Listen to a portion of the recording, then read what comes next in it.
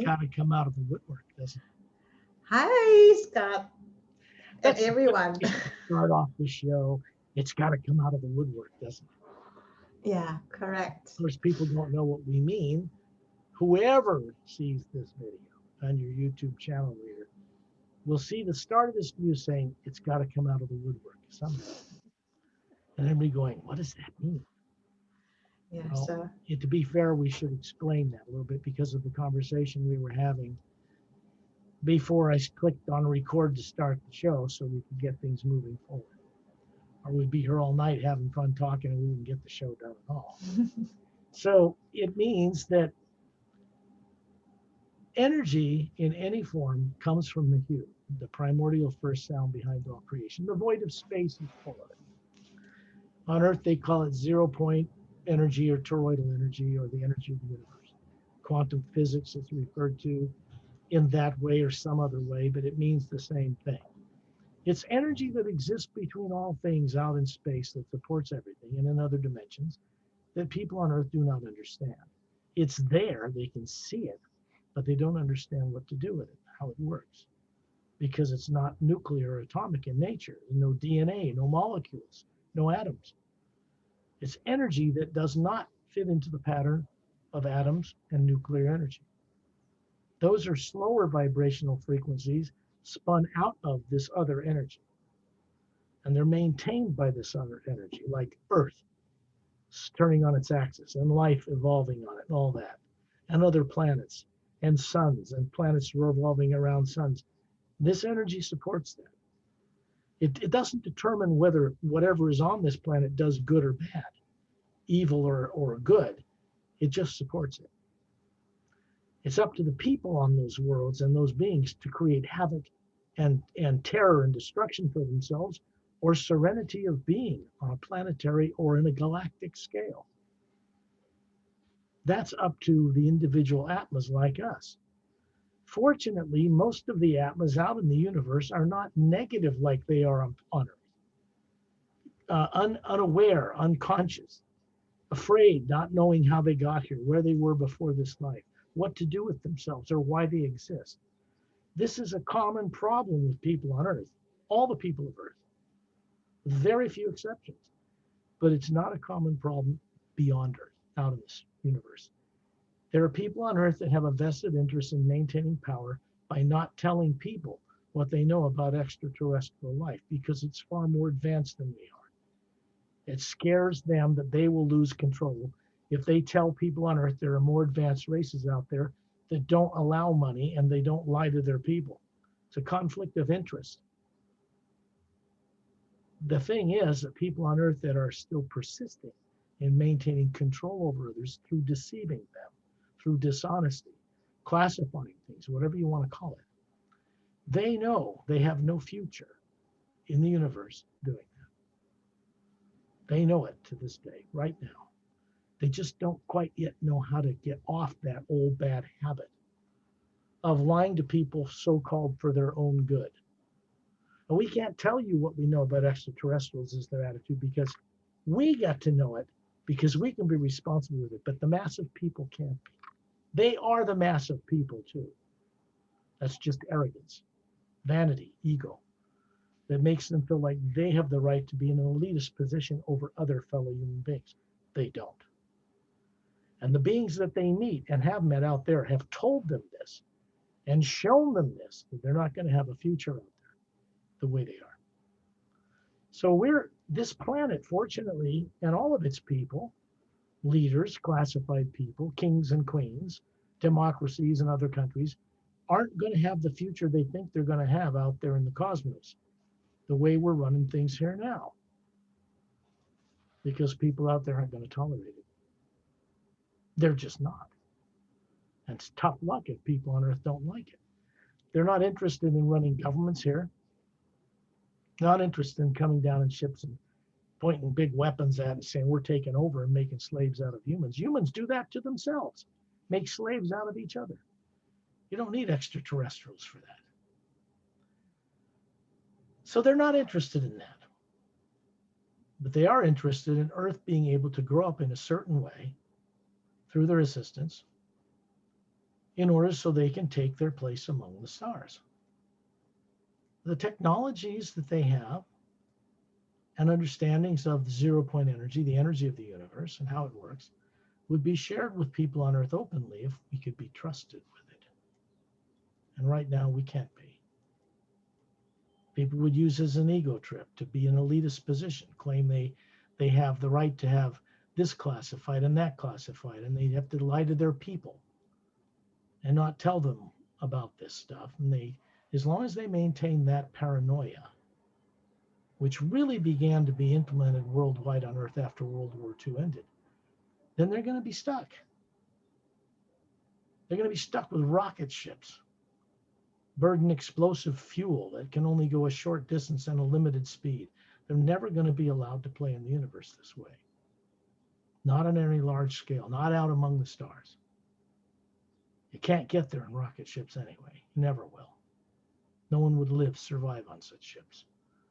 The idea of putting people in cryostasis or freezing them or putting them in some kind of suspended animation to get the 100 years it takes to get from here to another star system is childish, ignorant, and dumber than a brick. Because they know it's not possible. It's just what they feed people.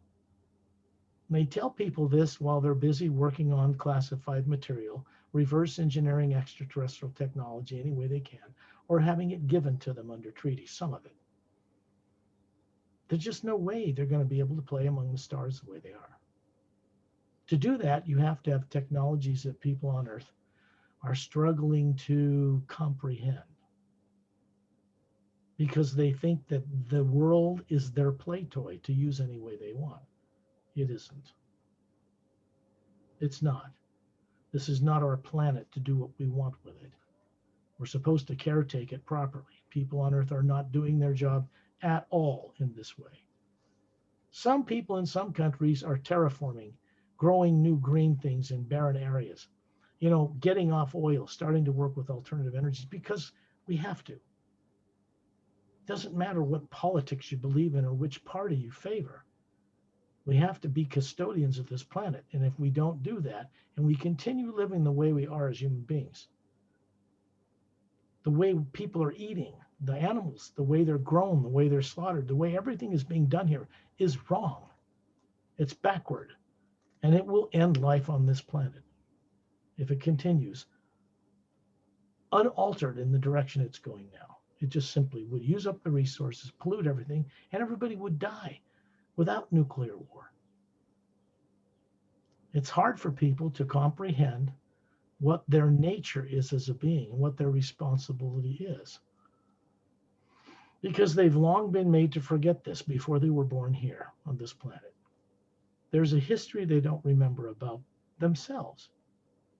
There's a history they don't remember when they played among the stars in other forms, in other lives, all of which is true, and most of which people are terrified to know.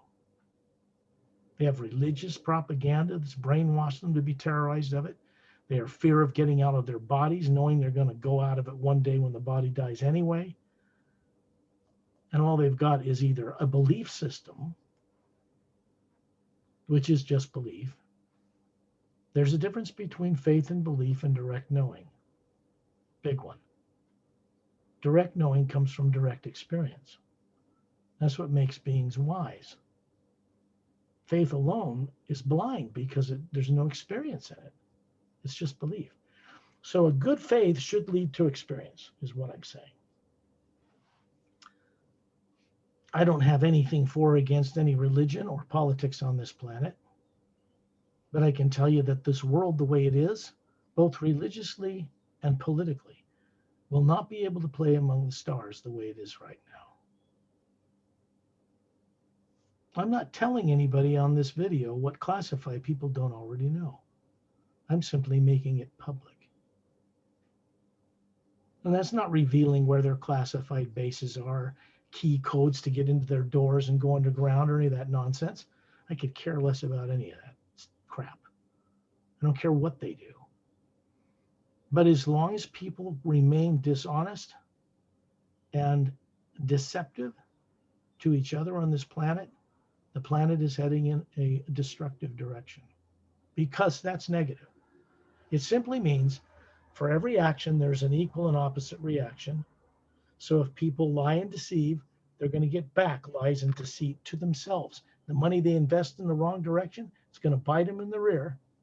Then they're going to have to throw money at trying to fix why that didn't work the way they thought it would. And then they throw more, and it just goes down a spiral because it brings back exactly what they put out. It's amazing to me that people can have PhDs and have photographic memories and maybe even be classified and work for classified or hidden governments and be so stupid as to not recognize what's right in front of their face. The way they're doing things cannot go into the future, and they know it. And they're afraid of it. They're afraid of telling people the truth. They're afraid of how people will react. But their fear is based on how they would react, not the masses. So that's the problem. They're not seeing the forest through the trees. I think, from what I know, beings that work in classified areas on this planet, I can speak just from the United States, mean well for denying people knowledge of certain things they know. But it's also true that they will not know enough to play among the stars ever, as long as they continue to deceive the mass of people on this planet. Because there are beings out there that will see that they don't, whether they like it or not. They know that. We haven't had nuclear war on this planet, not because of what dummies did on this planet, because they tried to blow it up, because that was stopped from outside this planet a number of times. Nobody out there that I know wants to run this world. Nobody would care to take on the insanity of politics that's just run on this planet and try to suppress and run everything. No. They want people on Earth to change for the better and step up to some kind of a mature existence as beings, respecting all life. If you cannot respect all life on your own planet, how are you going to be respecting it out there? What's more advanced? It's a conflict of interest. The two can't mix that way. So I put this out in kindness to encourage people who think they have power, and underneath it all, they realize their life's too short. They really don't have any power. Anybody in power, classified or otherwise, comes to a point in their life, sooner or later, where that power is taken out from under their feet. And then they realize then they never really had any to abuse any way they want. Life has a way of correcting these things because the omnipresent zero-point energy of the universe is a teacher. It's alive. It does what it can to encourage beings to grow up, to become kind towards each other, to become kind and aware of worlds and people and things that exist out in the universe, because that's where most of what people call God is, out there. Billions of galaxies, dimensional levels of it. And do we really think on Earth we're going to take our little perverted ego trips and lust for power and lies and deceits out there and go throw it on all that? Really, come on, get real. It's time people on Earth realize that if they want to play among the stars, we're going to have to grow up to respect people that are more advanced, because then they'll help us. And no price tag. They don't want to run the world, this country, or the governments of Earth. They don't want to do that. They want government people to run it properly, kindly, honestly. It's just a growing phase. Earth has to go through this sooner or later. It's either going to go to it or it's going to end. All life on this planet has come and gone many times from other worlds. It wouldn't be the first time. People don't know this because they don't remember where they used to live before this life, or where they came from, where they originated as a being before they started running bodies, DNA structures like this. These are forms beings are meant to run, not the other way around. A body and a brain does not run itself. It cannot motivate itself from what's in the skull. There is a being that runs that. Most people on earth are unconsciously doing that. They don't remember. They don't remember what they are that is in the body. They've forgotten long ago. So I would have to say that a normal human being on another planet, one of hundreds of millions in our galaxy, just half of it, know what they are that is not one of these. And they travel in spaceships, but they also can get out of their body and go there instantly, get to where they're going before the ship arrives. And they avoid many mistakes and much hardship because they have this ability. To them, it's normal. Which means that if they're human, some have more strands of DNA than us, so what? That's still just a mechanical being. That's just the physical development of that form on that planet. A being is spherical. The being that runs a brain and body is spherical. What people call on Earth soul is spherical. It's not an astral body in the next dimension where people are running another life and they don't even know it, where emotion comes from, that has 2 arms and 2 legs and all that, made of finer molecular time rate matter. It is suns and moons and stars and planets are patterned after their creators. Round.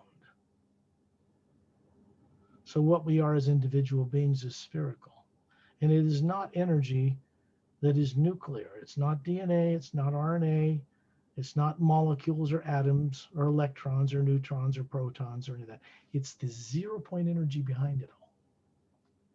And what comprises the center and spherical nature of each being is the energy of the universe, which is not nuclear. When people on Earth finally start to get this, classified people, they can glimpse it, they understand it now. That it is something that is alive, that it's everywhere, it's packed in the universe between all things that float in it, that they don't know how to work with it because you cannot work with that energy properly if you're negative in nature. Impossible to create new ways of doing things or discover new ways of doing things and effectively utilize them to get across the stars, being negative. Beings that are out in space that were tyrants, especially in a great war 500,000 years ago, stole the technology ruthlessly from other beings who created it. No negative beings can create anything new, ever. So they steal it or sneak around a back door, raid a planet that's unprotected, and they rob it in order to get and use space travel technology they did not develop themselves. That is the nature of tyrant thinking. They justify that they should be using it without earning it. So the nature of creating new ways of doing things comes through imagining that which will be of uplifting benefit for all life. And to do that properly and effectively, we need to do it for all life in the universe. Not just life on our planet. That won't cut it, ever. That will never make the grade. Doesn't matter who's in power on Earth or what classified technology they think they have or what weapons they have. They're heading into a brick wall at high speed. The universe is not moving in that kind of direction anymore. It's changed. Earth is in the middle of a flow of energy that's changing. And we're going to have to change with it. And people are afraid to do it. That's all it is to it. They're just in fear. People in power on Earth are in fear. Presidents are in fear. They're driven by subconscious drives they don't even know they have. And so they make many mistakes in judgment. If you make a decision on a political or a classified level based on fear, it will, without question, be an incorrect choice. And there will be repercussions for it, negative ones. So this is simple understanding of life on many other world systems beyond Earth from many other beings, not all of them human. Remember, if you've got a bipedal race out there that doesn't even look human and they're kind, There's a spherical atma running that DNA form that was developed over millions, even billions of years, so that that being could run higher faculties of being, which is not nuclear, through a material body to gain experience. That's what it's for. But it isn't who they are. Can't be made clearer than that. So I guess I would have to say the only reason I do these little journeys, as known or unknown as they are on this planet, this radio show or the private journeys that I do, as you know,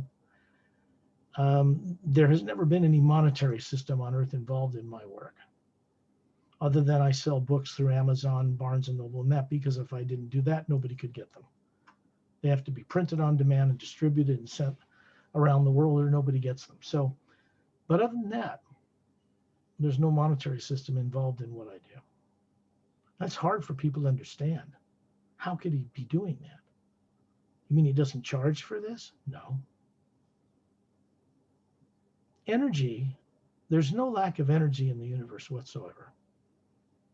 Money is an illusion created by governments pretty much to control people, keep societies sane in a way. And people are conditioned to its use. So if you get threatened to have it taken away from you, they can whip you into line every time. But it doesn't really exist in the sense that it's backed by anything of real value. What people consider valuable, diamonds and rubies, gold and platinum and other precious space metals and whatever that have real value or that are rare or hard to make or hard to dig out of the ground or whatever. There's no monetary system on Earth that I know of that's backed by any precious metal.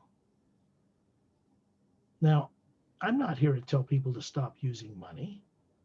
They're not going to do it anyway.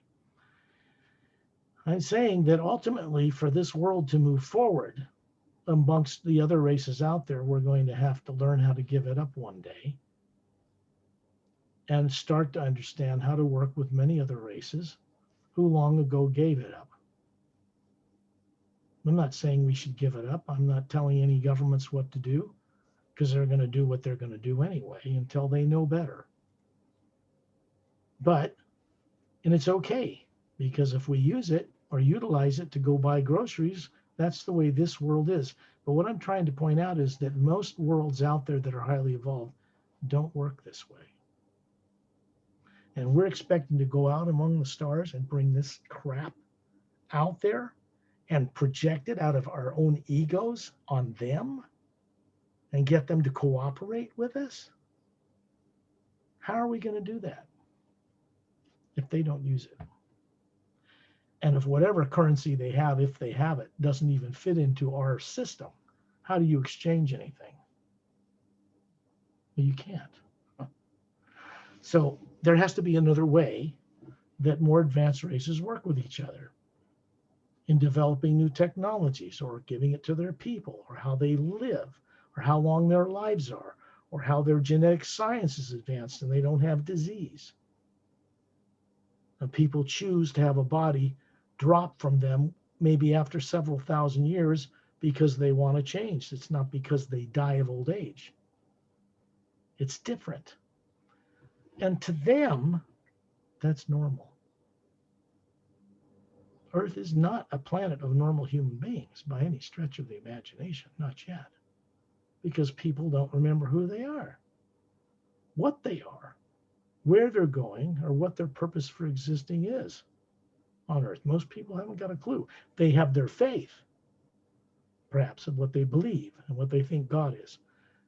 But real direct knowing experience is generally not thriving amongst humanity yet.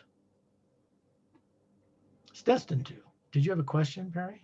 No. I just check on my stuff. Okay, so why do we do these little radio shows? Why do you do them? What's your motivation? Because I think it would be great for people to remember who they are, and we help to co-create to change this earth altogether. Yep. And people on Earth are going to have to be awakened through unexpected means to be able to want this. All 7 billion of them, classified or not, royal families or not. We're all in this together. This is one atmosphere around one planet.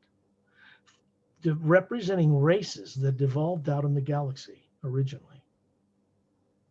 One planet with all kinds of different human beings, Asian, African American, Caucasian. They did not evolve on this planet originally. That's why there's those differences. They didn't evolve under one atmosphere, one solar energy from one sun, and change like that on one planet. They were brought here in a history that people can't even begin to remember yet. Not only a solar system history, an Earth history, but a galactic history. People were traveling among the stars between galaxies before there was even life on this planet. It's not new. None of it. There are races out there that I've met that are so evolved, it's a good thing they respect the potential that's in all of us, or they just mow us out of the way. That's not how the more evolved races think about races that are unconscious or asleep on a planet like Earth. They see the potential of what those beings can do to co-create in the universe with them if they were really awake, if the fear was gone, if they could remember their other lives, if they could remember what they are, if they could remember where they came from originally as a spherical being before they started playing with these things. That's the most important thing anybody could ever have cross their path in any lifetime. Remember who they are that isn't one of these things. And you think of that as being really spiritual, religious or something, but for many races out there, it's common. I mean, that they kill children and grow up being able to get in and out of their body. They know what they are. They're not, it's not like this. So Starlight's saying, yeah, that's right. Anyway, I don't want to get too much more into this, but when I bring it out in a flow when we start this radio show, it has a life of its own because we're about to go on a journey and I work with other beings from other worlds, other realities, not just from what's on Earth and people on Earth. And from my own experience, I know that they're capable of recovering this ability or remembering. I went through it myself. When I was born here, this body was born here. I wasn't in the body for 2 years, but I didn't have memory of who I was because of how I was brought here. And that was not a free will. I was on my way to this planet of free will, but that was intercepted. It's a long story. But what matters most is that most people that live on Earth today, somewhere in their evolution, were intercepted. Their awareness manipulated so they're afraid to remember, really terrorized. And then they're pushed, stuffed in a body on Earth and they don't have any memory. And they're all thrown together from different worlds. And, you know, if you think about the mix of that, that's chaotic. They're coming here from world systems that respect this source energy behind life in different ways. They might see it as the same omnipresent energy, but they call it by different names. And you throw the people together on a planet like that, unaware of what they were, and they're going to fight over who's right and who's wrong because they don't know any better anymore. Out among the stars, they get along. Here on Earth, they don't. Because most of their higher faculties of awareness have been turned off or shut down, or they don't put their attention on them because they don't even know they exist anymore. How much can one person learn about anything in one lifetime on Earth, at the greatest university getting the best PhDs? How much can they learn about the multi-dimensional nature of creation in one life? Not very much. And it's only relative to what they're taught by those who taught them, who also don't know. You might know how to do the techniques of having a PhD to play with science or philosophy or religion, but you really don't know what you're doing just because there's a label, master's degree or PhD on it. So most of them work with theoretical science, because they're not really sure. When they reverse engineer anti-gravity, they're not really sure how it works or why. They just think they do. They didn't earn it themselves. It was dropped in their lap. They recovered a down ship or they reverse engineered something. They did not earn the right to themselves. And they wonder why they make mistakes and things don't work like they think they will, because they haven't done the work to create it. They're just getting it from out of town, from other worlds, from other people. That's okay in and of itself, except the wisdom isn't there to utilize it properly with understanding. There is no shortcut, and never will be, for understanding and cooperating in harmony with the one energy behind all creation. Because it is not some flighty-dighty spiritual ideal. It's an energy that's out there between all things that float in it in space. And it's packed full of this energy that is not nuclear. We have to learn how to deal with that if we want to go to other worlds, to other star systems, even other galaxies, even other dimensions. We have to learn to work with it. There is no shortcut for this. There are beings out there that can teach all the people of Earth how to work with it and how to understand it. But you can't do it conceptually, mentally, or emotionally. You have to do it in a knowing way, really knowing how to work with it as beings, not bodies, not brains. But what runs bodies and brains is what knows how to know stuff. Not the brain of one body in one lifetime. It knows very little. And I could safely say that most people on Earth did not grow up being trained from beings who don't have subconscious minds, who are not driven by subconscious fear. You know, they didn't have the opportunity, the privilege, the blessing, in a sense, of having beings like that raise them. I'm talking about everybody on Earth. We're all in this together. This planet is going to take its place among the stars.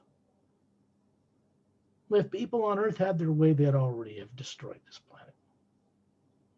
Fortunately, we're not alone in the universe, or if people had had their way, they would have blown this place up in nuclear war a number of times. Because we're not alone is the only reason we've survived. There are certain things beings from other worlds will not tolerate. Nuclear war and how it would negatively affect them beyond Earth and through parallel and other dimensional doorways which exist will not be tolerated. We don't have the right as a planet of unconscious beings to blow ourselves up and then negatively affect all that. We do not have that right.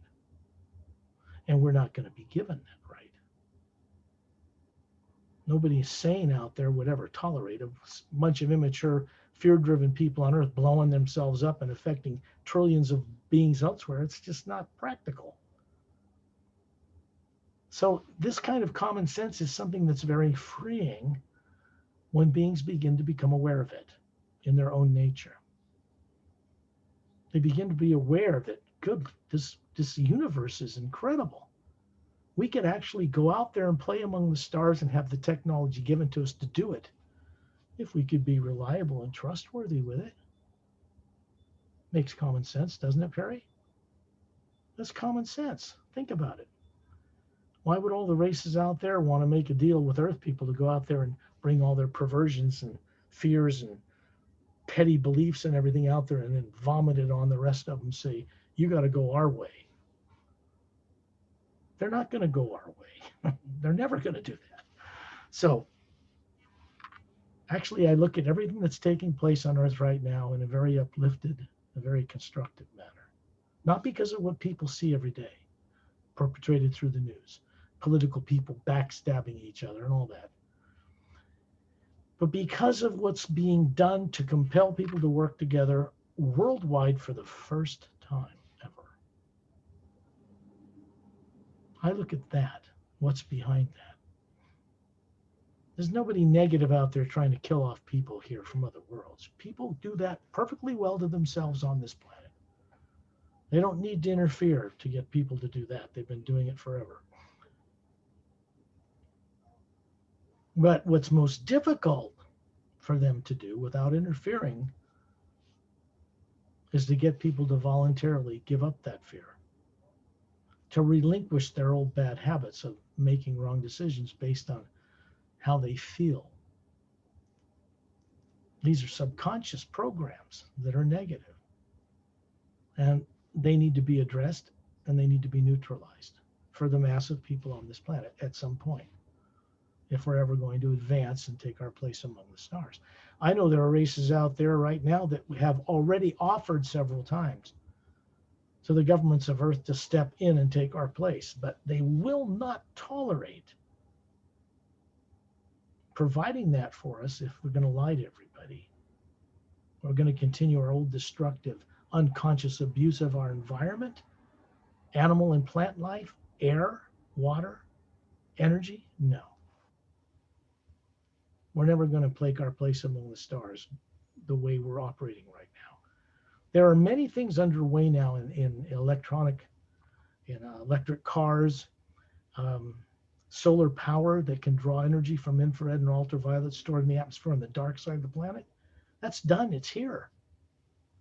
If it's released to the world properly, there won't be any energy problems. Energies could be charged while at night. Now, this is patented. This is stuff that's out there. Whether it becomes classified or is made available to the public, that's another issue. It's on the planet. So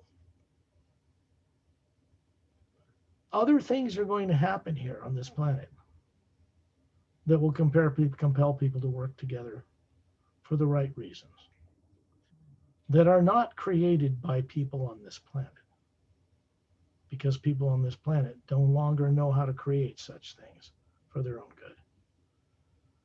So I would say that beings a little more responsible and loving and kind are going to intervene on this world to the degree that will help people voluntarily step into a whole new world of understanding. That's how it's being done. It's underway out there. Earth is one planet circling the third orbit of around the sun. It's in the way of a huge change outside of this world. So inevitably, people on Earth are going to have to step up to bat finally. That's a good thing from my viewpoint.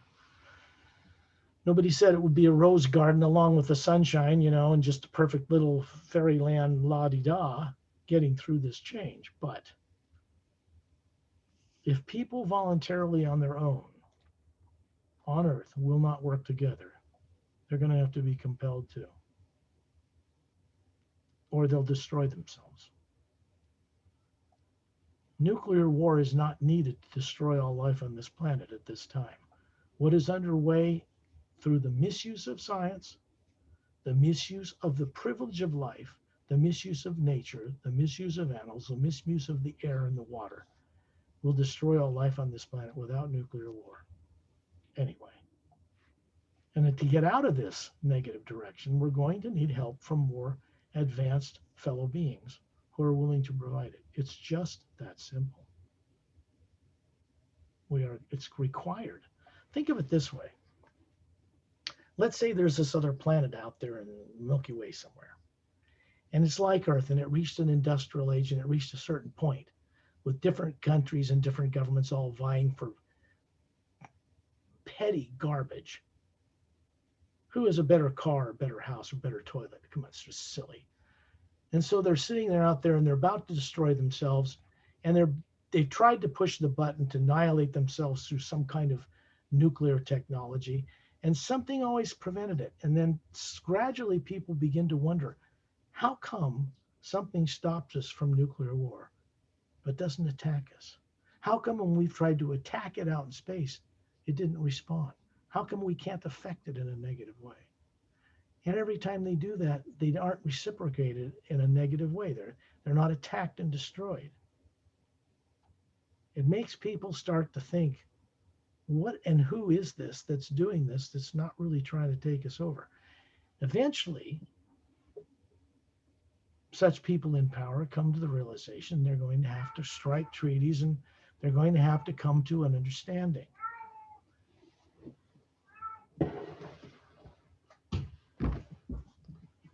They're going to have to come to an understanding of how to work with beings other than from Earth. Uh, it's just common sense. It's inevitable. We're not going to get to play out there. There are beings out there who understand more about what people call God than people on earth do, no matter how big their faith is, because they work with it practically growing up on those worlds. They know what that energy is. People call divine spirit. It's everywhere in the universe, in between all the worlds and galaxies that float in it, literally. And we have a crossroads to cross paths with understanding what that is. And it goes significantly beyond what people understand the supreme being is or divine spirit or anything like that. Because its nature, this omnipresent spiritual force people call on earth, is a co-creator with us and other beings. We're meant to learn how to co-create with our imagination properly. In it, it is the one power that manifests what we imagine in it. Literally, good or bad. It simply supports everything. We're supposed to learn how to treat life with respect. All life, not just on earth, in the whole multidimensional creation. A human being, that which is running a body and brain, is capable of understanding that, whether it knows that now or not. It is. If fear, subconscious fear, is taken out of the equation, the being's higher faculties turn on. They begin to remember why they exist on any world. So there's a world out there that's about to be destroyed. And at the last second, some other beings come along from some other worlds. I don't want to say intervene. Let's just say they prevent it. And they gradually head that culture into a more benevolent and wise and awakened nature. So Earth is in the middle, in the path of that change, whether we like it or not. You can't say people on Earth have free will to destroy themselves. That's not free will. That's perverted and twisted subconscious drives based on fear. That's not free will. You can't say we have free will, that it's free will means we can destroy each other in war. That's not free will. That's operating out of subconscious drives and habits, negative programs, and acting on them. That's not free will. You can't say we have free will if we don't know who or what we are that isn't one of these. That's not free will. So what is free will? And how do you work free will when it's awakened with the source behind all life? Because that's why we exist, to find that out and then do it. None of us on any world will ever be able to circumvent that or sneak around that or do something to avoid it. We have to grow up. The beings on earth, the people on earth have the potential to make a giant leap in evolution as beings. And we're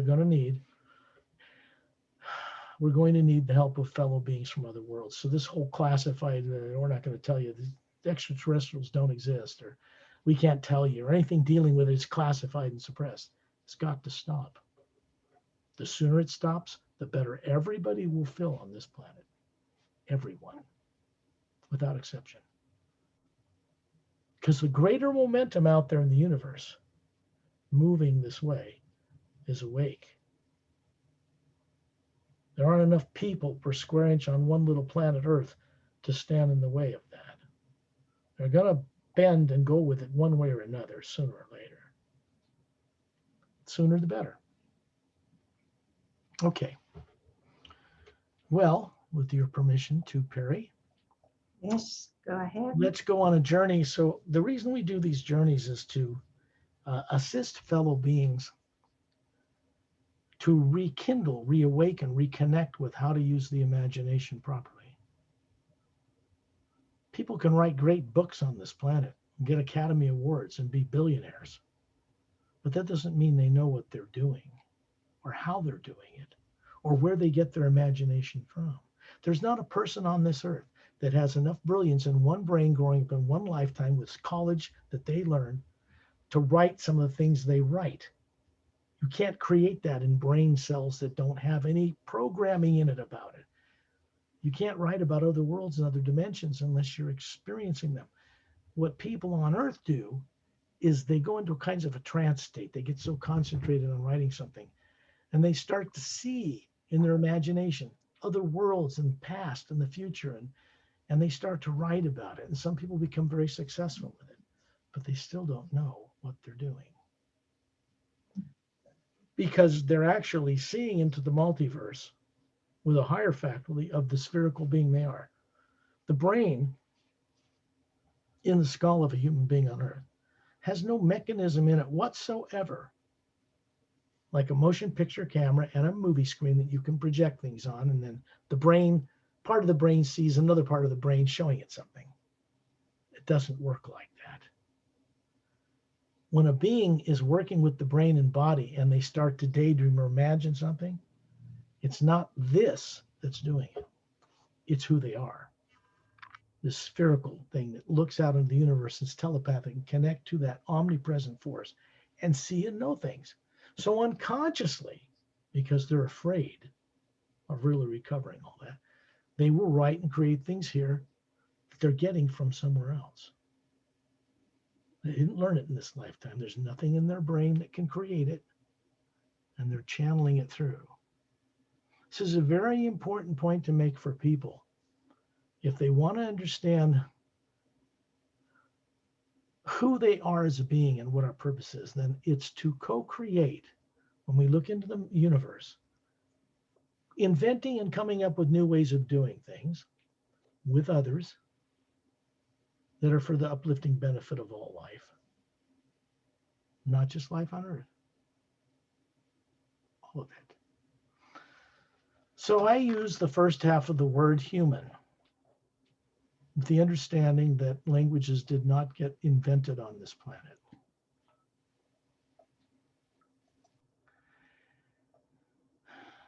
Human beings didn't evolve out of the primordial soup on this world as amoebas and then start walking on flippers from fish and then somehow become dinosaurs and somehow shrink down and then become human beings.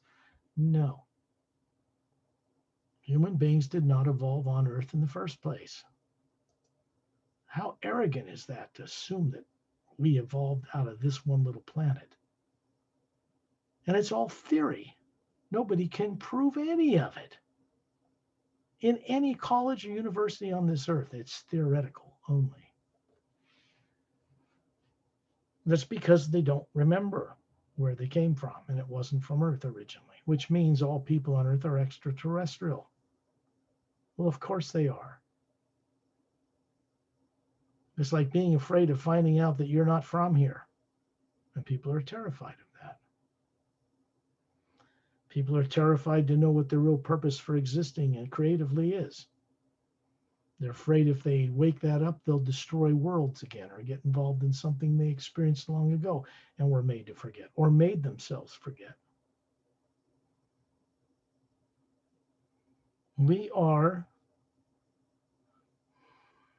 Our destiny as beings is to be trustworthy, conscious co-creators with the omnipresent first sound, toroidal 0 point energy of the universe that is behind and between and around all things that float in it. We are destined to understand how to work with that harmoniously. We are not meant to worship it. It doesn't require that of us. We are meant to respect it. And we're meant to respect all life in the multiverse, multi-dimensions, all the billions of galaxies out there. They can see through the Hubble telescope or radio telescopes. And they say it takes too long for light to reach us, so we can never get to the stars, is just thinking in the ignorance of people on Earth, because they weren't privileged to know any better. So they look at it and say, well, light goes 286,000 miles per second. That's only what human eyes can detect. And they've locked on this limitation when there isn't one. And so they close themselves down and lock themselves in a box, because there's no limitation to the speed of light. If you limit it to 286,000 miles per second, you're putting an arbitrary, artificial limit on what does not exist. If you go beyond the visible speed of light into other spectrums, you're going into higher frequencies. There's no limit. The energy of the universe behind and between all things is not nuclear in nature and is not limited by time, space, or gravity. Only the things floating in it are so limited. And with certain exceptions, even that can be suspended. The hue is the first half of the word human, hidden in plain sight. It is a way that was set up in the beginning for beings on any world, on any system, even animals, to be able in their own way to mimic or send out this sound. In a human being on Earth, it opens a certain doorway through the pineal gland in the center of the brain.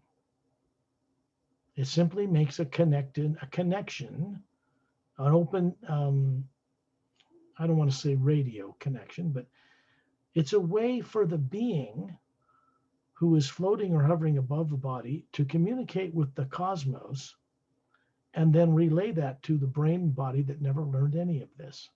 Enlighten it, raise its vibration, turn on more brain cells, use 100% of the brain instead of 6 to 10% silly nonsense people on Earth say we use. It's 100% developed brain. So why are we only using 6 to 10%? Simply because no one's taught from birth on this planet how to use it. It's common sense.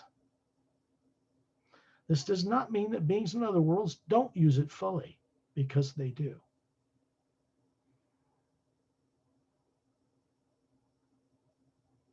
I send out the hue tones to get the human body to go to sleep. What do I mean by that? It's the same thing every one of you, and myself included, my cat, does every night. And then we leave that body. Every one of us does this every night. Most people on Earth are vaguely aware of what they're doing when they're out of that body, and they haven't learned how to bring any of it back, or very little. So they don't. The reality on it is fear. They're afraid to bring it back, or they think a devil will get them, or they think something will happen. Knowing full well while they're thinking this, that one day that body's going to cease to function, they're going to have to leave it anyway. So think of it this way. Beings on other worlds that are normal, that I'll call normal, know what they do when they leave the body every night. The body is put into an automatic trance state we call sleep. It's a complex process. The spherical being running the body, what people on Earth call soul, unconsciously for people on Earth, for the most part, they will work the pineal gland to secrete serotonin and make melatonin, these chemicals they know.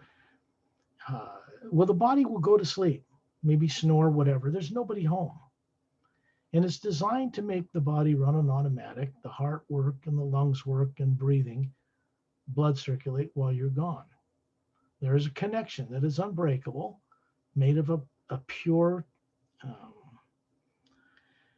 connective energy between the omnipresent energy of the universe, toroidal is 0-point energy, and the being itself, made of the same energy. An Atma, an individual, did not originate in the lower worlds of time and space. It's a fact, it didn't. Atmas are ancient, what people call soul. They were brought into creation or came into creation before the worlds of time and space were constructed. So how old are we really? What are we part of that's at the source behind all life? What are we made out of? What kind of energy? It's energy, but it's not nuclear. It has certain capabilities. And for most people on Earth, most of those higher faculties are turned off or shut down simply because people no longer are aware of what to do with them or where they are, how to use them. So all of this is recoverable, reversible under the right conditions. When I send out the hue, I'm doing it for the physical body you're aware of, and this is for myself included. For the astral body, I'm running in another dimension, a lifetime I'm living there, and other planes as well. The spherical being I am runs bodies on a number of levels simultaneously. To give you an example, all emotion comes from what people call the astral plane. It is a major division of higher molecular time rate above the lower parallel dimensions of the physical universe. Look at it like quantum physics in a way. And then there's another bunch of levels. Then there's a barrier and another bunch of levels. Creation was set up this way. You can't even count the billions of years ago. And it was set up this way by beings, not bodies, not brains. So I go into the hue and raise the tone to assist you to simply put your body to sleep while you're consciously aware of my voice and aware as a being. It's how we learn how to be above the body as a conscious being while it's asleep. That doesn't mean if you're out and on one of these journeys, you may hear a truck go by, your ears will still work. But if your eyes are closed, that part of the brain is turned off. There's no light from the physical world coming into your eyes. So whatever you see and imagine, you're seeing somewhere else, not in the brain, not in the body. It's not being made up in your brain cells. Call it daydreaming, but you're seeing something that cannot be created in the brain of a human being. This is the most important point. So I'll begin those tones, and then we'll get outside of the negative atmosphere of Earth because it's filled with all the negative things and positive things that have ever been done on this planet to each other. And those frequencies bounce off the ionosphere like a radio wave.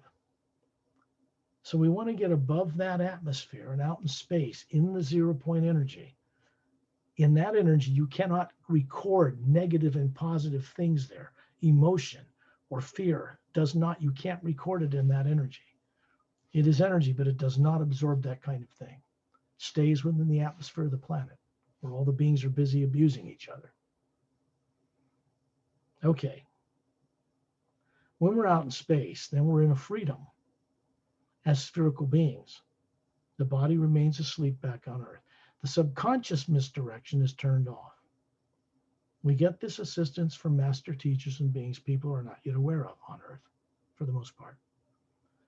So that when we're out there, we don't take with us what we normally are carrying around as subconscious sphere in our lives on Earth. And the Atma, the real you, begins to be awakened, become aware of how to play in the universe. And you bring this back to that body and download it into that brain that never had any of that experience programmed into it while you were growing up. That's how you enlighten the brain and body. The Atma is really what becomes awakened. And then it affects the brain and body to accept higher energy and be able to channel higher energy through it of a benevolent, beneficial nature. I'll begin those tones now. You.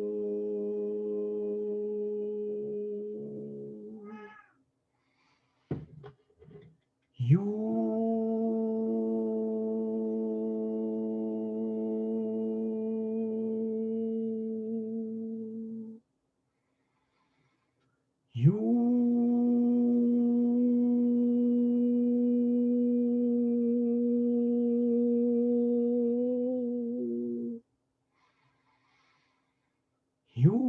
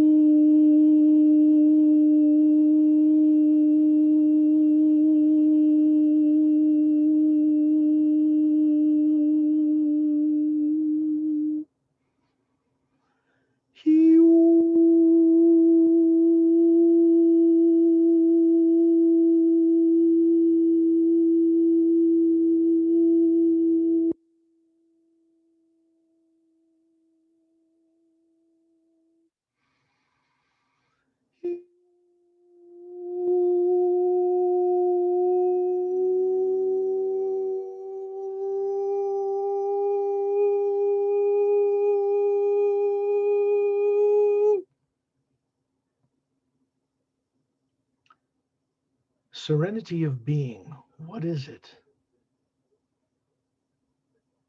What is serenity of being?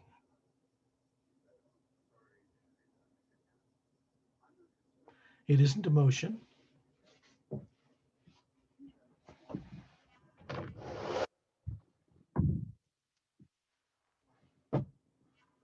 It isn't thought. It does not get manufactured in the human brain. It does not come from there. There's a quality of being, an awakened Atma, the spherical being you really are. We all are. It's an energy that manifests through the center of core of our being from the source behind all life. We are all connected to it 24/7. Many beings out in the universe are consciously aware of this and how to work with it. People on Earth, for the most part, have not discovered how to do this yet. Fear, particularly subconscious fear, has to go first. The two do not mix. When you imagine being above your body, daydream it.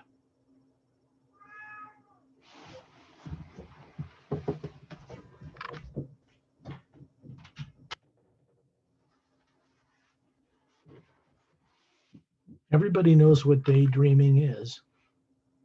It's that idle thing people do when they're bored. They don't want to be where they are. Or they just let their imagination wander. They might be looking out of a window at a parking lot and see themselves at a beach or in the mountains. And with more creative people, or people that have a little more courage, they'll imagine being on another planet, another dimension. Some of these people become writers and authors because they see things they could never have made up in that tiny brain they grew up with in the first place.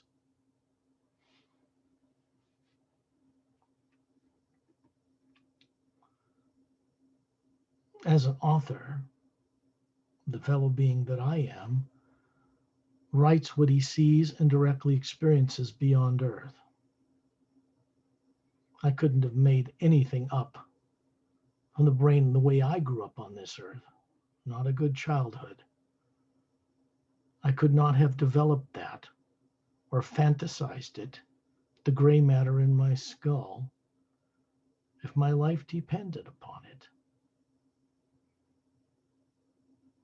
The complexity of what's revealed in the Savior's Agenda and the Emerald Doorway, book 1 of the Parallel Time Trilogy, is beyond my brilliance to have created it all by my little self. No. I had to do extensive journeys down the past time track. I had to remember who and what I was and how I lived in other lives, who and what I was before I came to this world, in current or fairly present time out in the multiverse itself. People do it all the time, but they're not conscious that's what they're doing. For this planet Earth to play among the stars, people are going to have to become conscious of this.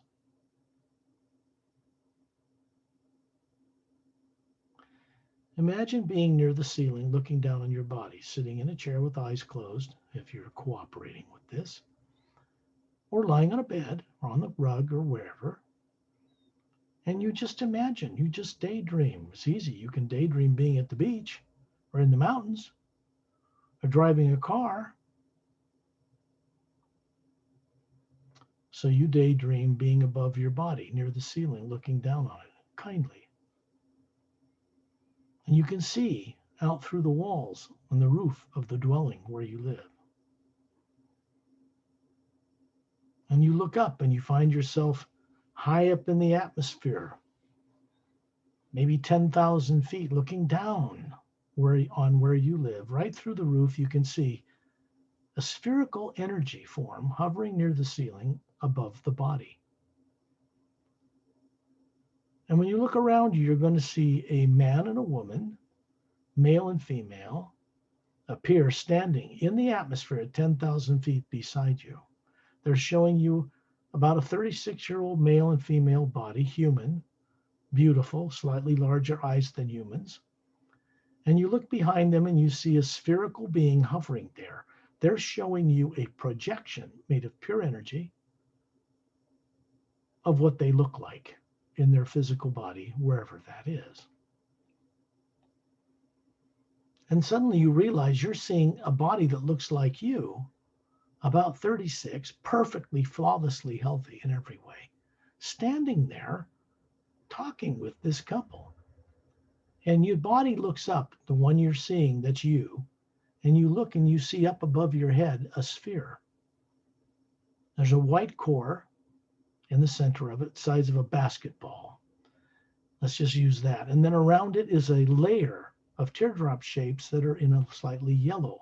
It's a white core, then pastel yellow, then there's a higher outer circumference circle of these teardrops that is more of a orange, then a thicker layer around it that's red, then green, then blue, then lavender, then violet, and there's a white golden light surrounding it. It's emanating from the core of your being. And when you look out in the atmosphere in Earth at 10,000 feet, the atma that you are can see there's a white golden light behind the atoms that make up the oxygen in the atmosphere of the planet. And you look up with these beings and they point upward and you find yourself now in space. That's right, out in outer space, good distance away from Earth. You can see its polar ice caps. You can see the barren moon pockmarked with meteor craters. No atmosphere to speak of. It does not turn on its axis as it moves in a circle around the planet. You can see the sun out in the distance. Here in space, we are in a circle. All of us on this journey are in a circle of beings around several very advanced friends who are not from Earth, who are kind, who see the potential that we have and what we can contribute to the multiverse when we're awake. And so they are maintaining, keeping your negative subconscious drives turned off for now, with the sleeping body back on Earth. This is a great benefit so that while you're out here in space, you don't feel heat, you don't feel cold, you don't feel radiation from the sun. And there's your body that looks to be about 36, standing there in space, smiling as if it's breathing. And all of us, Perry, myself, and other beings in a big circle. And if you look up, you see that there is a spherical energy sphere, the white core in different layers, as described earlier, hovering there. That's the real you. And it is running a body form that looks to be about 36, perfectly, flawlessly healthy, trim in every way. And you're showing yourself to others. In the center is a friend of mine named Ambassador Torellian. He's from the Say-Rays human race. This is not a human race from Earth. And their race was very tall compared to humans on Earth. He's 18 feet tall, and he's showing you a body about 36, like a Greek god standing there with two thumbs up and a golden white light energy around his hands. Big blue eyes, a little bigger than humans, slightly pointed ears like an elf, slightly wavy blonde hair, kind of a tunic gown dress thing, bare feet, like a Greek god. And if you look up behind that tall, physical looking form, you see a brighter Atma, like us, slightly larger. That's the real him. And he's showing you a body form that race, the Se race, had over 1 billion Earth years ago, before they did a special kind of immortalization of those bodies, meaning they evolved to the point where they could dematerialize the body, the DNA pattern of it. They had more than 2 strands, and store it in one of the teardrops in one of the layers of the spherical being you see hovering above him. And you're going to watch his body turn kind of silver gold and dwindle to like a little teardrop, and then it's going to dart into the white core of his being and go out to the golden layer and plug itself in one place there. So now he's just the Atma hovering there. Now you see that teardrop coming back out through the core of his being, projected out in front of him, and the energy that's a white golden light in space that surrounds the earth, the moon, and the sun, and the stars, which is not black that human eyes can see on earth, because there's a limitation of what human eyes can perceive. It is a white golden energy packing the energy of space, and all things float in it. And then you see it draw energy from the surrounding energy, and it forms into this 18-foot tall Se-Re's body. So they do not have the burden of carrying around a physical body every day like we do. When they need a physical form on some planet somewhere to carry out some mission, he will manifest it out of the ethers, walk it around. You could go up and touch it. And when he's done doing whatever he has to do, if he needs a physical form at all, he'll dissolve it and store it in the core of his being. So he is here as kind of a master guide, a friend. He does not consider himself superior to any of you. He sees who you really are, even if you do not yet see it. His thumbs up are holding a certain kind of energy, an energy that comes from a dimension far above the physical universe, and provides a link for people that have long forgotten in a stable, protected energy field where no negative nature can enter it here in space above Earth, so that you and us can eventually simply leap into remembering and knowing who we are in that energy. The potential is always there, but we have to desire it. We have to co-create it with our imagination. We have to be respectful to ask that one energy field, what people call divine spirit, not by praying to it, but by imagining wonderful things that are for the uplifting benefit of all life, deliberately choosing to use our imagination in this way. And then it responds, replies, helps us. It is the one power. We are not that power, as we're like a teardrop of pure energy in a mighty ocean of the same pure energy, made of the same thing as the source behind all life itself, on a smaller scale, with the same faculties of creation. We aren't the power itself, but the power itself will bring into manifestation what we imagine in it, good and bad. If people are caught in imagining good and fear and good things for their family and terror of the future, they're going to be creating, or this one power is going to create both circumstances in their lives. And that grounds them to the earth unconscious. We're not meant to use our imagination in a split duality like that. We're meant to use it in one uplifting, beneficial way towards all life. And to do this properly, to get the assistance of this omnipresent 0-point energy of the universe on our side, so to speak, so that it becomes a teacher for us, we have to voluntarily show it we are willing to only use our imagination, a godly power or ability, in ways that will benefit all life, not just life on Earth. Terrellian's life, Perry's, mine, everyone's. There are other beings here in space. Terrellian is sharing this wisdom with you telepathically. Telepathy is not psychic. You can find it in the dictionary as listed amongst psychic abilities or faculties, but this is not true. Pure telepathy is not psychic in nature.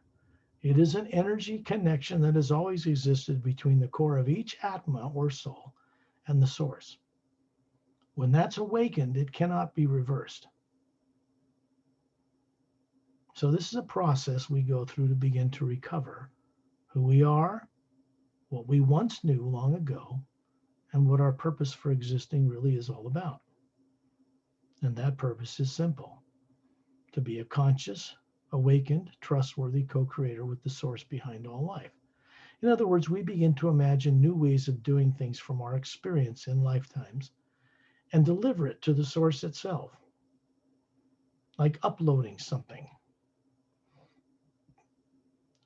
And if it's true, necessary, and kind for all life, it is brought into creation for the first time. This is what we're meant to be doing.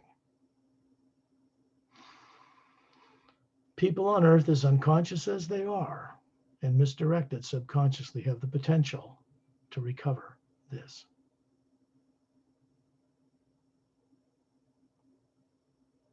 There are beings here that are human from other worlds who are going to show you a body that looks to be about 36, maybe 40.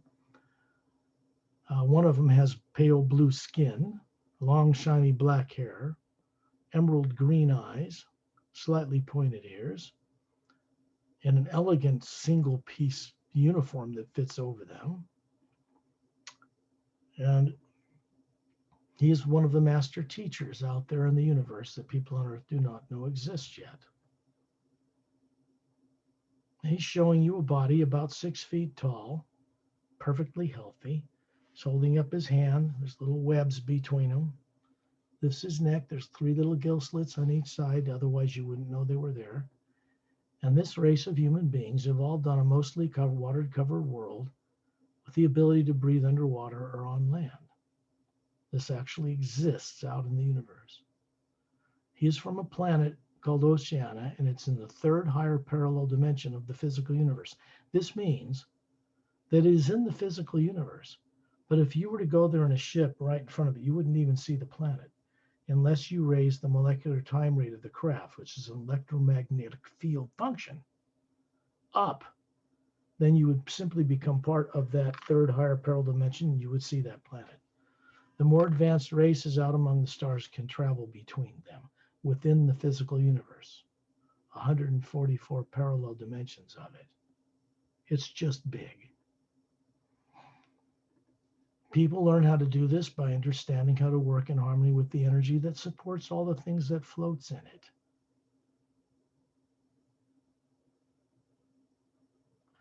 His name, Master Opelum, doesn't refer to himself as a master teacher out of respect others do, because the body he's showing you exists on his world is over 500,000 years old, older than that, unaged. Some of the master teachers out there immortalize their bodies because it serves life for the better to do so. They don't do it selfishly. And they're not trapped in bodies. If you look at Opelum, you can see a spherical atma hovering above his head.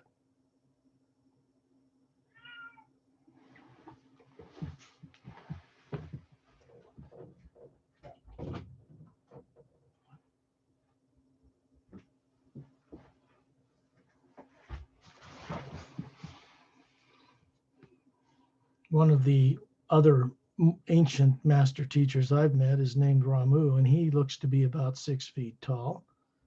And these are standing near in a circle around Terrellian in the center, and all of us in a circle around them, out in space. That's right, in outer space, looking down on the polar ice caps of the planet.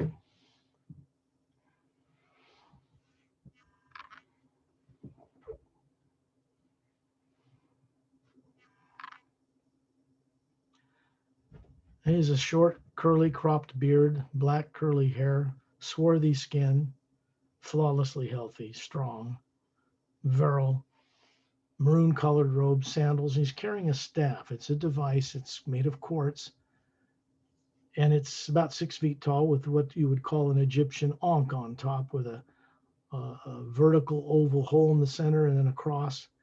And it's a device. He carries it with him always. It's kind of his symbol. And the body he's showing you exists in the physical universe. And it's immortalized as well, which means they keep it around unaged in order to do certain work, like the one that's being done now to bring about a transformation for Earth for the first time. There are other beings here present outside of the atmosphere of Earth in space that have come from other worlds to join us on this journey. They are master teachers. There is a man and a woman, two couples actually. Dantial, Tontial, Dantiam, Lamtiam.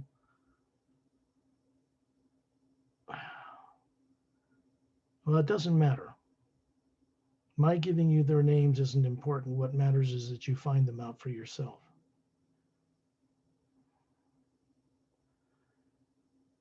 These are people who are members of what's called the Galactic Alliance of world systems out in our Milky Way galaxy. More than 450 million of them. That's not to say all beings out there are all good. Some are tyrants, but they're policed and kept in check right now, or Earth would have been taken over already. These beings from the Galactic Alliance, some of them are master teachers and some of them are just very evolved, highly technically skilled. The ones that I mentioned are quite adept at helping people get free of subconscious negative drives.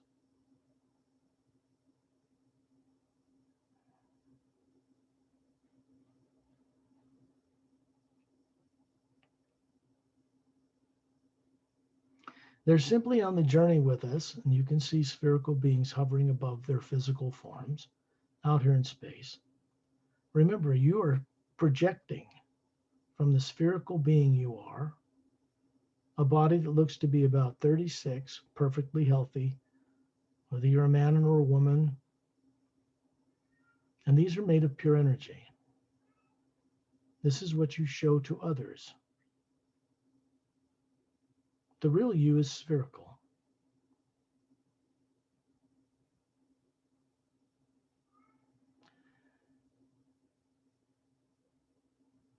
If you look around you now in space, you're going to see a sphere of beings begin to take shape.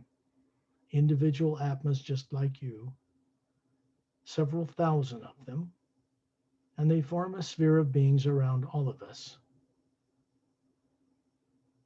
These are beings from different dimensions and different realities out in space that are going on this journey with us for the experience of it.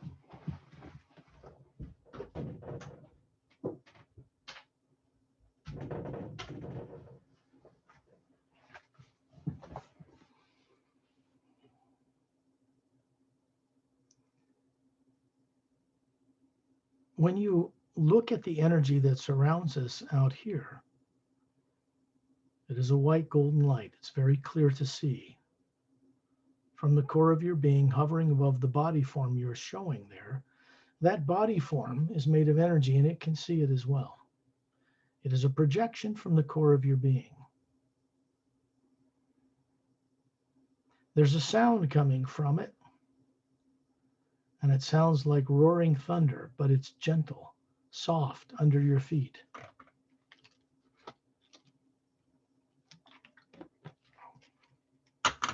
And you can feel it vibrating in the white core of your being. The body you're showing everybody else here, it feels it in the solar plexus area. This is not a physical body that looks like you. It is pure energy. The pure hue, the first sound, made of the same substance as the zero-point or toroidal energy of the universe that is between and supporting all things that float in it. It can't be made more clear than that.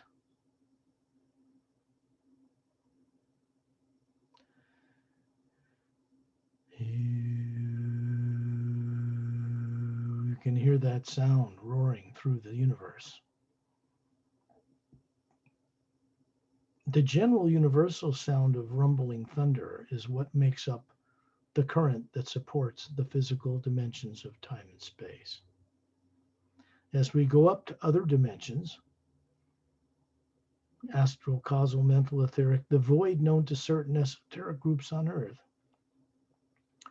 that tone rises in elevation, clarity, power, beauty, and it becomes ever brighter.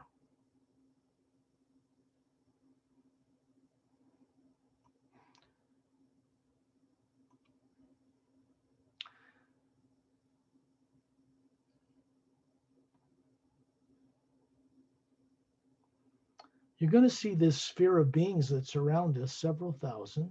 You can tell they are masculine and feminine. They have forms they're running on different world systems. And if you look now, you'll see a body form projected out in front of all 2,000, man or women, different dress, skin colors, eyes, some bald, short, tall, human, humanoid, some non-human, bipedal, all kind. And above each one, the spherical Atma itself.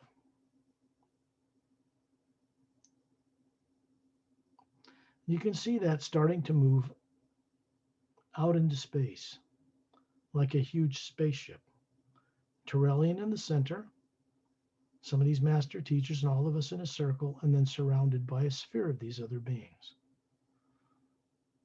And we're going to move through the solar system faster than the speed of light. And suddenly you can see the moon zip past us. And then we're starting to approach the planet Mars. Slight polar ice caps and red dirt. And then we're passing it. And then you can begin to see other planets. When we stop to hover above the ice rings made of ice that make up the rings that surround the planet Saturn.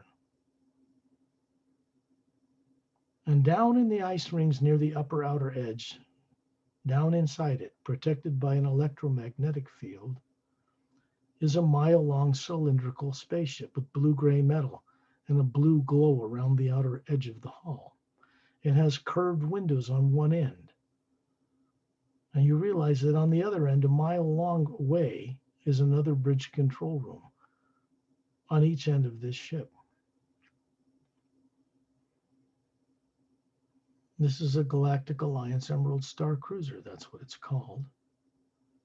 It's made to travel between interdimensional doorways to cover vast areas of interstellar space. And it can be piloted from either end. You're going to see disc-shaped ships, several dozen, approaching the midsection of this mothership. They move down through the ice rings, protected by a blue electromagnetic field, kind of what you would call anti-gravitic energy field. But it's surrounding the ship and protecting it from any collision with these chunks of ice. And they move down towards the central section of the hull, and there's a field of energy emanating around the ship that keeps the ice chunks away. When they want to enter this craft, they do not go through an open launch bay door. You can see one ship approach the midsection of this long cylindrical craft, slightly flattened on top, and it has vertical 6-foot long to 8-foot long oval windows, view portals, just above the central section or equator of the ship, all along its outer circumference.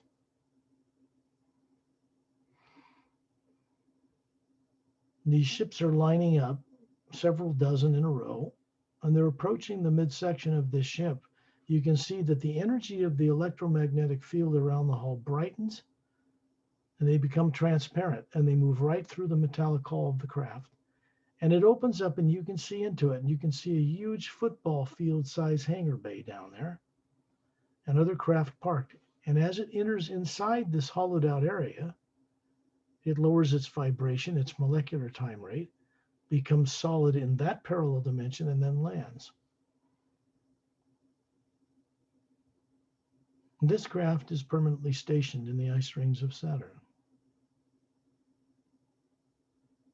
It is invisible to any detection from anybody from Earth unless they want themselves to be seen. This is just higher science. It is manned by personnel from many world systems, and it's there to do two things: to police our solar system to keep tyrants from coming back into it, which is what they do now, and to make certain that we, from Earth, are not allowed to go beyond our solar system or play among the stars until we can be trusted. So our solar system is quarantined for now, temporarily. People on Earth are going to have to grow up, recover who they were made to forget, and then take their place among the stars in the physical universe. We're going to find ourselves, you look down and you see your bare feet wiggling in plush blue carpet. It's hard to describe what this material is like because it feels alive under your feet. There's an energy running through it. And we are in a huge chamber near the central section, upper half of this ship. It is a lounge area. There are blue glass top tables and egg-shaped white chairs with blue cushions in them. And you can see these along the wall, extending all the way down this huge 60-foot high open lounge area. These horizontal oval window view portals. And you can see the ice rings of Saturn through it. You can see the moons of Saturn. And then you begin to see hundreds of the ship's personnel standing around this room, and Tyrellian's behind us, 18 feet tall, standing up. The spherical being he is hovering there. And you have a form here that looks to be just like you, about 36, perfectly healthy. And these personnel from this ship are coming up, men and women, and greeting you. They're humanoid, but very different from people from Earth. Some similar, some strikingly different. Larger eyes, longer fingers, snake-like skin, smooth, blue, green, what you'd call African American, Caucasian, all kinds of things are represented, all emanating a kind, benevolent, interesting energy. They're interested in us because they know that all of us from Earth were once their fellow kinsmen. And their interest is to help us recover who we are, so basically they can get back together with their relatives and friends that went missing a long time ago.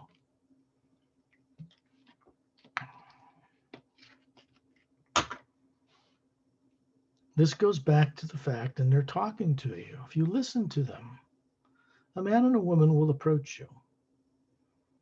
You won't be scared. Whoever's on this journey, you'll be comfortable in their presence, like you used to know them, like you're seeing old friends. And they'll tell you their names if you listen.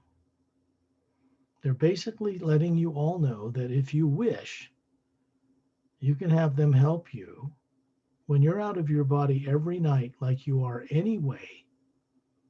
When you put the body to sleep back on Earth, they can help you when you're up above the Earth, begin to get free from subconscious negative misdirections and drives.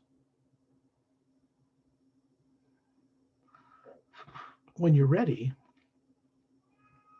you will be able to remember in a safe way what happened to you that put you on Earth with no memory.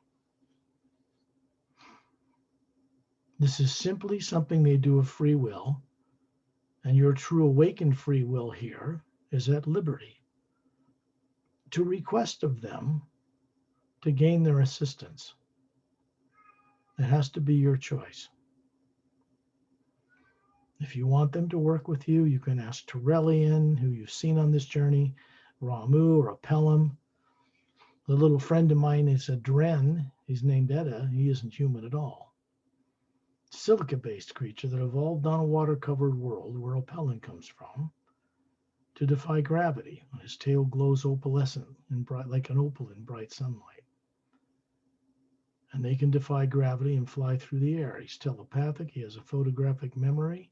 It's about 3 feet long from the cute end of his nose to his tail. And he has strong upper legs and hind legs. I don't want to use the word salamander because he's not like something from Earth. And he's got a long jaw and big bulbous blue eyes, has a photographic memory. He can talk with vocal cords and sing. He's feisty and fiery and courageous, almost to a fault. And he's hovering there above the right shoulder of Torellian. And the Atma, just like you, is hovering above the form he's showing you. He has this body in real life, but not on Earth. And this little guy is a master teacher. He's not human at all. This is the kind of thing people on Earth are going to have to become accustomed to respecting if they want to play among the stars. This is why you're being introduced to them here on this ship in a kind, loving, respectful manner. There is no threat here, no negative nature, no negative beings. They aren't allowed to come anywhere near Torellian or the Hue when we're working it on these journeys. You will find this out by your own direct experience anyway, so you don't have to take my word for it. The commanders of this long, mile-long ship, one of the shorter ones, are standing up from 2 egg-shaped chairs from a blue cushion, standing on the blue carpet. They have a single-piece uniform on, and over the right chest area is a pyramid, golden pyramid with a quartz cap, hovering above the central white nucleus of a galaxy. And up above the point of that pyramid, in triangular formation, are 3 beautiful cobalt blue stars. That is a symbol for the Galactic Interdimensional Alliance of Free Worlds, which is what it's called if you interpret it in English. And this organization of world systems has recently gone through a consciousness change, like the Sayrays did, Torellian's people, that has motivated them more to get involved with assisting Earth to take its place, to step up to bat, instead of be destroyed. Our place as people on Earth is to recover who we are and contribute to this process. It is required.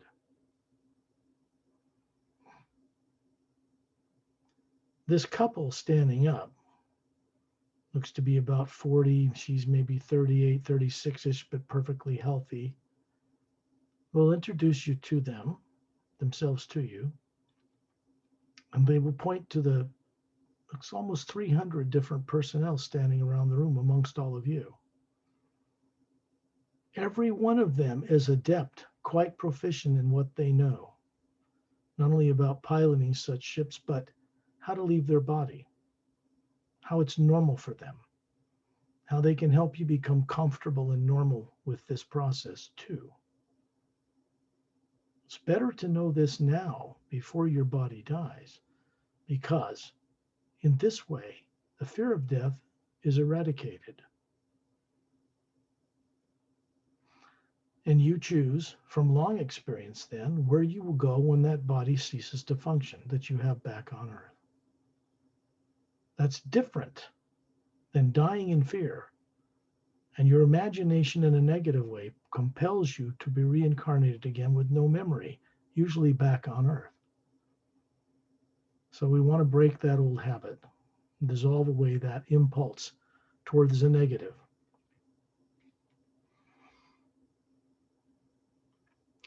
This is all taking place in our own solar system. We can go on journeys to higher dimensions far above the physical universe. But perhaps in these radio shows, it's best people get grounded first in being who they are, that's spherical, not a body, and getting used to working it and recovering the ability to be aware when the body is put to sleep. This is what we should be doing. Going out of the body when it's put to sleep on automatic safely, having experience and bringing it back to that form to enlighten it, to prepare it, to change the molecular structure, turn on certain shut off genomes on the DNA, and get it able to handle and accept higher awareness, wisdom, and higher faculties of being through your individual expression on earth for the benefit of all life.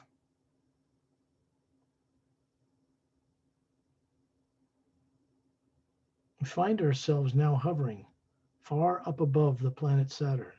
You can see the ship way down in the ice rings where we just were. All the beings are still in a sphere around us.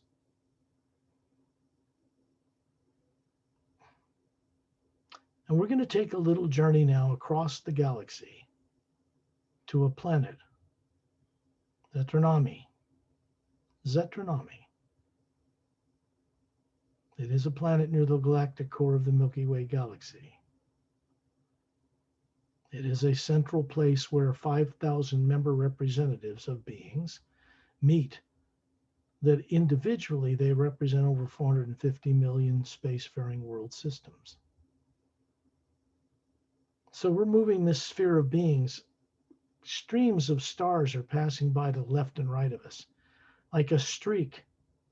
And then a doorway opens, a whirling vortex of blue-green water-like energy, and we pass through it. And we come out hovering high in the atmosphere above a world, looking down on a planet. It's 4 times bigger than Earth. It has 3 moons circling at the size of Earth, no polar ice caps, and a trinary sun system off in the distance. The more advanced world systems have 3 suns. What does this mean? A blue giant, a yellow sun the size of Earth further out orbiting it, and a red dwarf orbiting it. There are no polar ice caps on this world. It's 4 times larger than Earth, but the gravity isn't 4 times greater. It's because of the effect and the position of that planet around those 3 suns. Its moons have no polar ice caps, and there's life and cities on them, domed cities.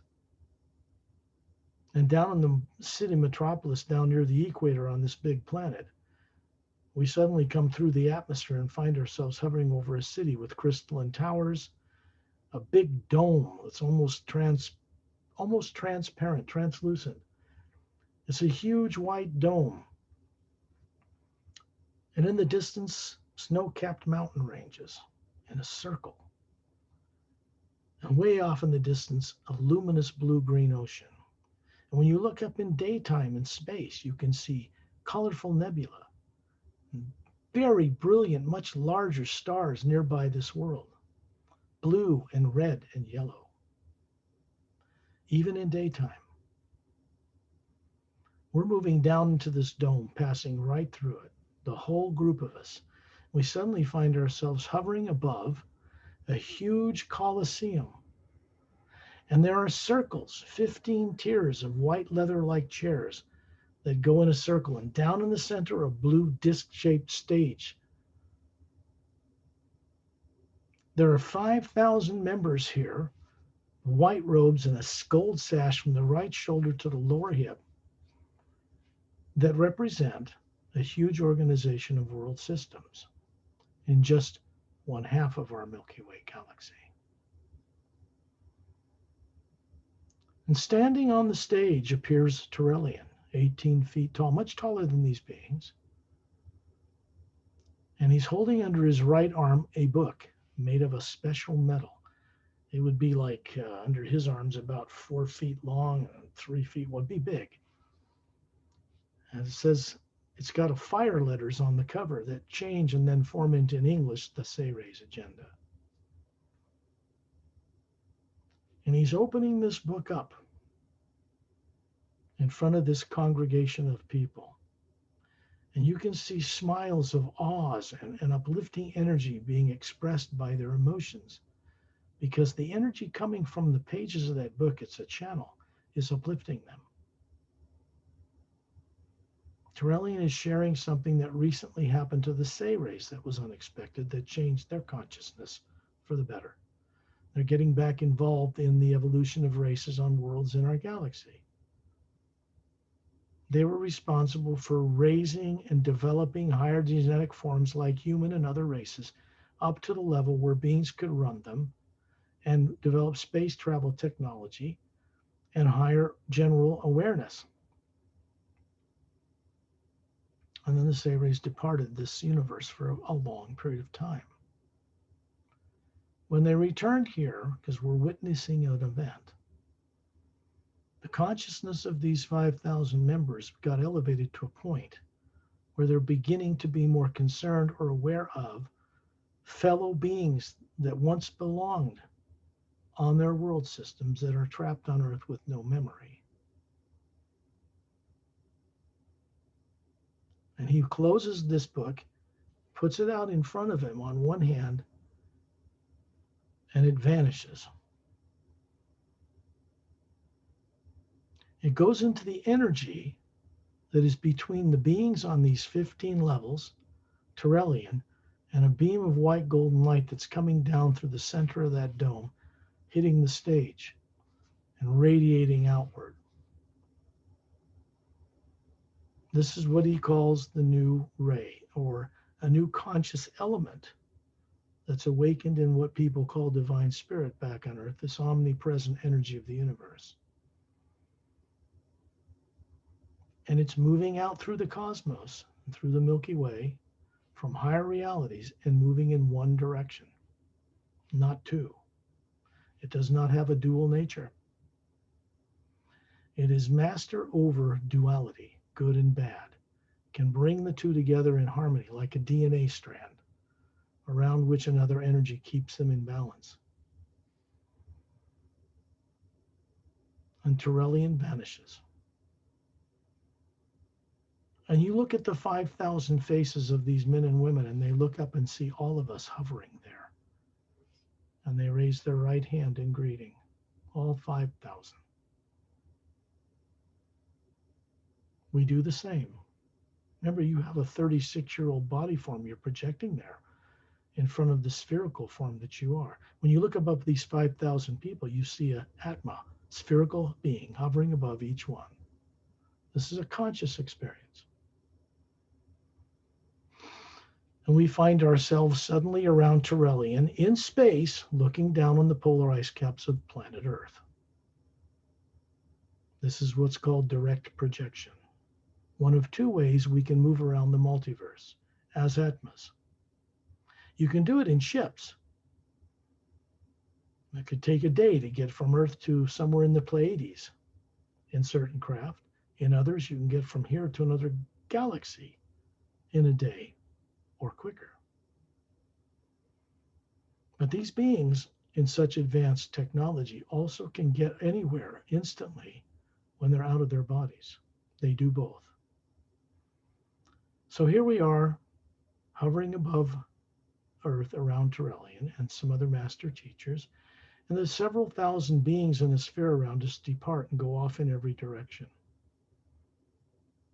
And then you find yourself hovering above about 5,000 feet in the atmosphere above where you live, and there is a wonderful man and woman standing beside you, about your age, 36, with a spherical being hovering behind them, smiling. And you can ask them, if you want to assist you to be free of subconscious unconsciousness and amnesia, and to help you every night when you're out of your body. Every night you go out of your body when you put it to sleep anyway, so you might as well make it productive. And then you find yourself hovering near the ceiling above your body, looking down kindly upon that sleeping form, eyes closed or open if you're capable of doing it. And you're letting a stream of white golden light move from the white core of your being, the sphere hovering there, down into the brain, into the pineal gland, where it expands spherically, lighting up more of the brain cells, gently moving through the entire body and out until it's about 2 miles wide, an aura. And then it sets a kind of a protection there, and then it continues on past that. It goes back through the planet, through 3 pyramids that are stationed on Earth now, 2 at the bottom of Earth's deepest oceans, quite massive, and 1 inside a hollowed interior of a mountain in the Himalaya.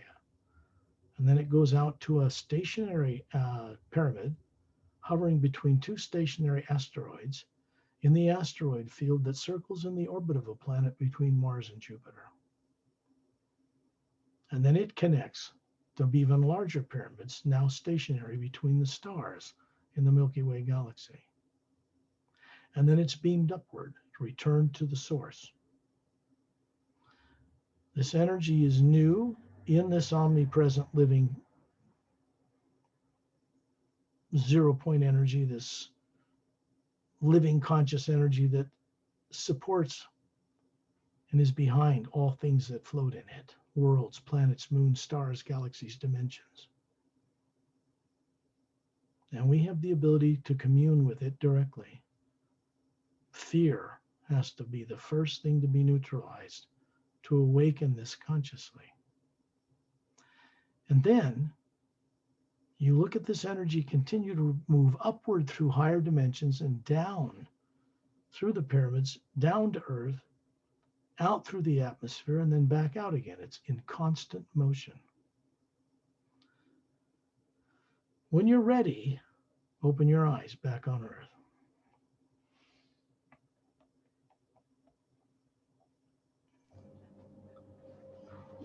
So we had a little fun. Thank you, Scott. This time it's very clear, and it's very good journey, one of the best journey. Yeah, it's really easy. I mean, the people understand daydreaming, but they don't understand what it is they're doing because they're not taught what it is they're doing when they're grown up here. So they just take for granted we can daydream. Kid in school's bored and the teacher's boring and they're looking out the window and they're thinking about being on a ski trip or being with some girl they like or some guy, and they can see it clearly, even with their eyes open. They don't understand what it is they're doing. The brain in their head is not doing that. It doesn't have the ability to do that. So the real being unconsciously running that body is doing that. Imagination is the key to freedom. It's the key to circumnavigating the multiverse. We ride on the omnipresent first energy behind all creation through the imagination. It's not fantasy. It's not made up in the brain. Anyway, people get distorted things in their imagination mixed with good things because of subconscious programs that affect and distort it. So we want to keep those off. When we go into the hue, part of the function of the omnipresence first sound behind creation, the beings that work with it, is to turn those subconscious drives off long enough for an individual to begin to recover who they are. And then the being, the Atma, begins to awaken and starts to take command over all that negative stuff. That's kind of how it works.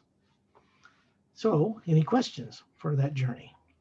No, but to understand the journey, please read the 2 books too. I think it will help a lot, Yeah, I don't want it to sound like other people I'm promoting this for money and power. I'm not.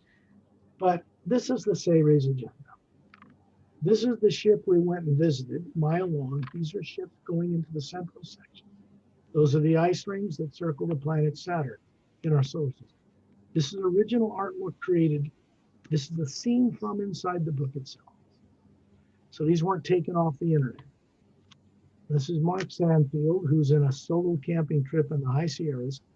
These assailants are bad guys from another planet. In his experience, they're blowing away a part of a tree. They're going to try and kill him. His tent behind him, you can just see, is blown up. And this craft, like the ones you see on the front, as a human pilot, beams him aboard, saves his life. And then his journey to awakening to who he really is on Earth begins. So this is about revealing to people what is hidden now, about what is taking place beyond Earth currently out in space and how that's going to affect us here and how it already is. This book, the first book of the Parallel Time trilogy called The Emerald Doorway, these three beings are standing on antigravitic discs. These are technology that gravitate them to it so they can fly through the air through their will. This is a Caucasian male. This is a woman with pale blue skin from the planet Oceania. This is Master Ramu that we talked about in the journey. There's his staff. There's Etta. There's his ship stationarily hovering. This is the ancient one. And here is an interdimensional doorway to the fifth dimension, which we'll go to another time, that is above the void known to certain esoteric groups on Earth. This is what you look like as an Atma, as soul. It has structure. It's spherical. And it runs one of these. These don't run themselves. If this was not connected to this body would slump over, drool, and die. Brains don't run bodies. Beings do. So they're being introduced for the first time. He knows what it is. These three are being introduced to what they look like. They don't realize this is 100,000 years ago on Earth. Just after the poles flip and Lemuria is destroyed, new continents are taking their place. And these beings, not from Earth, are being taught by this being. And they don't realize they have one of these hovering above their heads. They're being introduced to a much larger one, the source behind all life, which looks the same. The back is a being who's stolen a certain crystal. He's got the earth in his hand, and he's obviously turned towards the negative. There are three of these written. This is the first published one. This is more about extraterrestrial involvement, including your own, back on Earth during the last cycle of civilization before it was destroyed overnight, 100,000 years ago. There's a lot revealed in here about why polar shifts happen, why, and particularly in the Savior's agenda work, how they've been permanently stopped for this planet, or we'd all be gone. Also, forget about nuclear war. Polar flip would do it too. So people will find that out in their journey through the books. They're written for not for people to just be entertained, but for people to become enlightened through them, through their own effort. There's a whole technique section at the back of the Savior's agenda that will help people work with the hue, like we did tonight, and begin to recover more of who and what they are. And they can do this on their own. The books are like a channel. It's not psychic. It's from the hue. It's a pure aspect of the source behind all life. So it moves through the books, connects to the core of each being, and begins to unravel or awaken it from the core outward. It's the best way I have of describing it. I would say these two books are the book that must read, especially in this lifetime. If you all want to be awakened, I think this is the best book ever. Thank you, Perry. Anyway, the website that I like people to go to is paralleltime.com. So I'll just list that one in this recording. I'll send it to Perry and she'll put it on our YouTube channel. And you can go and visit paralleltime.com and learn a whole lot more. There's nothing sold there. There's videos that promote this work you can watch there. There's links to get the books at Amazon or Barnes & Noble or ebooks or any kind of book you want. So they link right to the proper site at those retail like Amazon, whether you're in any part of the world. And if a person in a country where they don't have something like Amazon can order the book through any bookstore and they can get it, as Perry found out too. So it's available in this way. And you're going to find it's an adventure that will be life-altering. It's up for you to have the experience, because I can tell you truth, but it doesn't do you any good unless you have the experience for yourself as well. The direct experience is the best, Scott. It's important for the awakening path, Thank you, Perry, for having the courage to do this. Thank you to you too. If you want to tell people the truth, some people are going to fight you. Some people are going to react with fear. Or they're going to think it's political, or they want to be on one side or another. But the hue itself breaks through all that illusion, all of that conflict, dissolves it, so that people can be themselves. And this is designed, my work is to help people have direct experience. So their faith should lead to direct experience and then enlightenment. That's why the books were written, and that's why they're on the planet at this time. So I'll leave you all with that. And may you have wonderful, enlightening dreams, both in your day life and at night when you're out of your body. Go to your book. Okay, read your books and go to your website under this video. Okay. Thank you very much, everybody, for watching. See you again next time. Please thumb up, like, and subscribe. Bye-bye. Bye-bye.